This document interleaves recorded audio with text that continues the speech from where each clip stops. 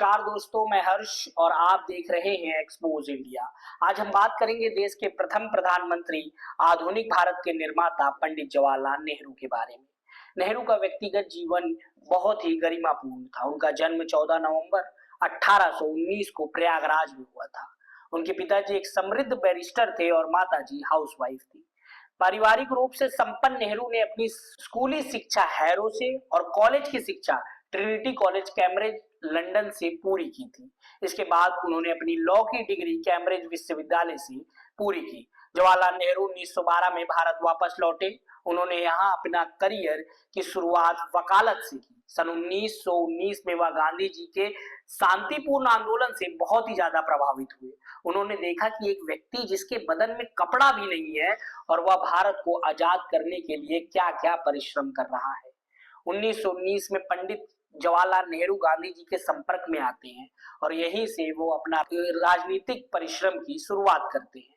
अब आपको एक सवाल की ओर लेकर चलते हैं जो हमेशा ये पूछते हैं कि सरदार वल्लभ भाई पटेल देश के प्रधानमंत्री क्यों नहीं बनाएंगे। तो ये इसका जवाब रहा कि रामचंद्र गुहा की किताब भारत गांधी के बाद, इंडिया आफ्टर गांधी, वे कहते हैं गांधी के अनुयायी में जवाहरलाल नेहरू ही थे जिन्होंने उनकी सम्मिलित देशभक्ति को थामे रखा। महात्मा की तरह वे भी एक व्यक्ति के रूप में और अपनी विचारधारा में नस्ल और धर्म और जाति और वर्ग, लिंग और भौगोलिक परिवेश से ऊपर उठकर थे। वह एक ऐसे हिंदू थे जो मुसलमानों के साथ दोस्ताना व्यवहार रखते थे और एक ऐसे ब्राह्मण थे जो जातियों के बंधन को नहीं मानते थे। एक ऐसे उत्तर भारतीय थे जो दक्षिण पर हिंदी नहीं थोपते थे और एक ऐसे शख्स थे जिसकी वैज्ञानिक सोच पर लोग भरोसा करते थे। जवाहरलाल नेहरू कैसे राजनेता थे? एस गोपाल कहते हैं कि राजनेता के तौर पर नेहरू की भूमिका को स्पष्ट करता है कि जवाहरलाल नेहरू ने राष्ट्र को एकजुट बनाया, लोकतंत्र के लिए इसे प्रशिक्षित किया, आर्थिक विकास के लिए एक मॉडल का निर्माण किया, देश को आर्थिक विकास के मार्ग पर लाने का काम किया। नेहरू ने शिक्षा पर जो लाई क्रांति है उसके बारे में अब हम बात करेंगे। नेहरू इस बात से वाकिफ थे कि अगर एक राष्ट्र को जल्दी प्रगति पर लाना है तो शिक्षा बहुत ज्यादा जरूरी है। इसलिए नेहरू सरकार ने प्राथमिक, माध्यमिक, उच्च और तकनीकी शिक्षा की सुविधाएं विकसित करने पर एक बड़ी राशि खर्च की। जहां 1951 में सिर्फ 19.8 करोड़ रुपए खर्च हुआ था, वहीं सन 1964 और 65 में यह बढ़कर 146.27 करोड़ हो गया।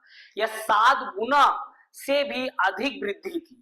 नेहरू के शासनकाल के दौरान शिक्षा, खासकर लड़कियों की शिक्षा में भारी प्रगति देखने को मिली।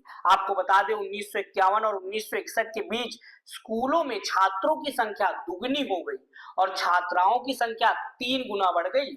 आजादी के दौरान सिर्फ 18 विश्वविद्यालय थे जबकि करीब 3 लाख विद्यार्थी थे। फिर 1964 तक विश्वविद्यालयों की संख्या बढ़कर 54 हो गई और कॉलेजों की संख्या 2500 हो गई। स्नातकोत्तर छात्रों की संख्या 6.13 लाख हो चुकी थी।